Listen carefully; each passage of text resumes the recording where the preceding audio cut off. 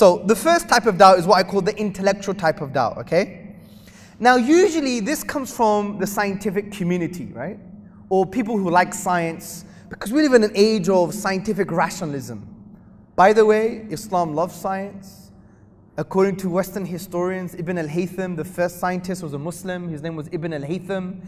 If you read the biographical works of Ibn al-Haytham, he had a big beard, mashallah, tabarakallah, and he prayed, and he was a pious man. And he said, I only do the science because I want to find out the will of Allah subhanahu wa ta'ala in the creative world. So, you know, with nothing to be ashamed of. But science has become like almost this social phenomenon now. That it's like, it's become a yardstick for everything. You know, it could get you married, pay your taxes, brush your teeth, right? It's become like the religion of the white coats from a social perspective because it works, right? Now obviously the scientific academic community, they know just because something works, it doesn't mean it's true. And they know that science doesn't lead to certainty. They know this because it's ever changing and shifting. It's the shifting sands of science. For example, read any book on the philosophy of science by Hugh Gauch, for example, right?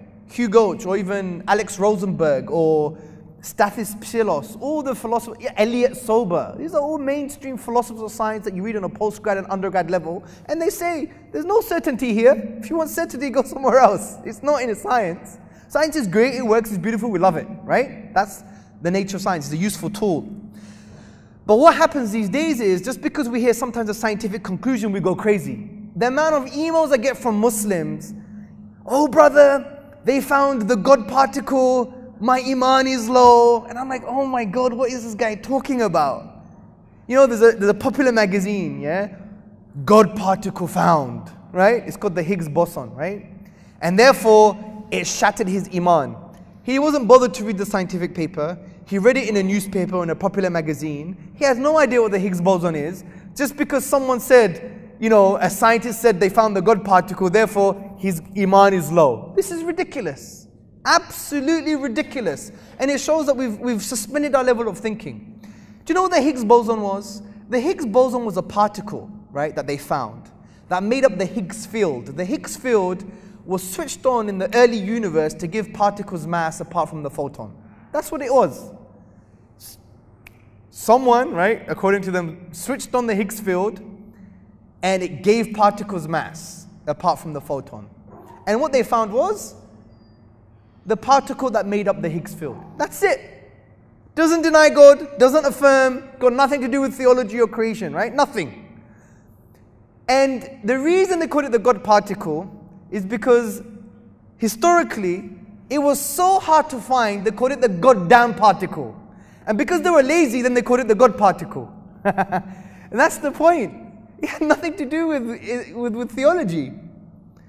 So the reason I'm mentioning this, I know it's a crude example, but it's to show that science will never ever deny Allah.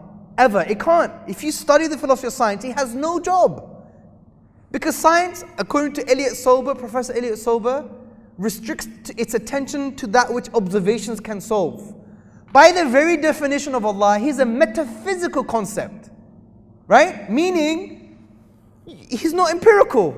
لَيْسَ كَمِثْلِهِ شَيْءٍ. Allah is inside or outside the universe? Outside of the universe.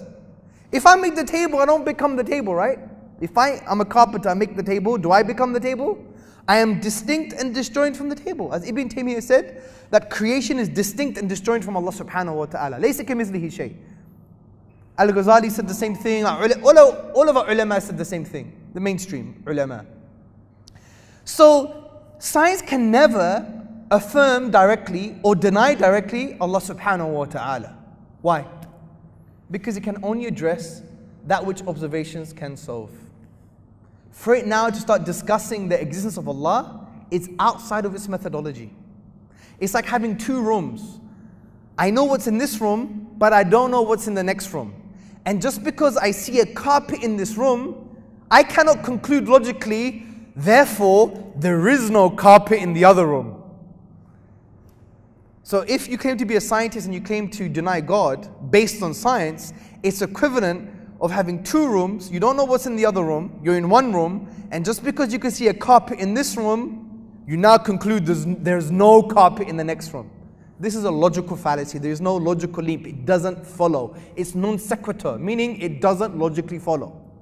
And this is why I think it was Hugh Gulch, he says, to basically suggest that science supports atheism, you get high marks for enthusiasm, low marks for logic, right?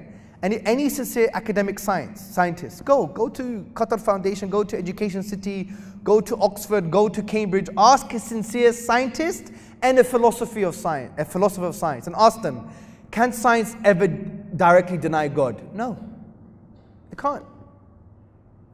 Because it's a metaphysical concept. Nothing which you observe can deny Allah subhanahu wa ta'ala. So, what science can do is a few things. Number one, stay silent on the topic. Or number two, maybe suggest evidence that you can use to infer that there's a designer. But it can't directly deny Allah subhanahu wa ta'ala. Anyone who knows their science, anyone who knows the philosophy of science can never deny God, no matter what they say.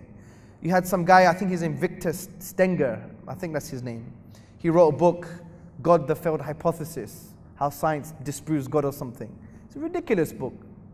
Science can never deny God.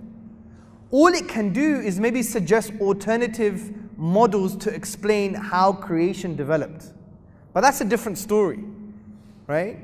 That's denying a creation story. That's denying how species were evolved, or they're affirming a different kind of narrative or different theory for how species evolved. That's a different discussion. But to outright deny a creator for the universe, this is impossible. Science can't deal with that at all. And when you